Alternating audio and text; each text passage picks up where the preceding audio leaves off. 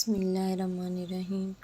السلام علیکم۔ امید کرتی ہوں کہ آپ سب خیریت سے ہوں گے۔ پلیز میرے چینل کو سبسکرائب کریں اور بیل کے آئیکن کو لازمی پریس کریں۔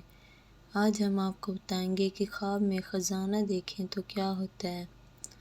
حضرت ابن سیرین رحمۃ اللہ علیہ نے فرمایا ہے، اگر خواب میں دیکھیں کہ اس نے خزانہ پایا ہے تو دلیل ہے کہ بیمار ہوگا یا اس کے دل کو رنج پہنچے گا، اور اگر دیکھیں کہ اس کا خزانہ ضائع ہوا ہے تو اس کی تعویل اول کے خلاف ہے۔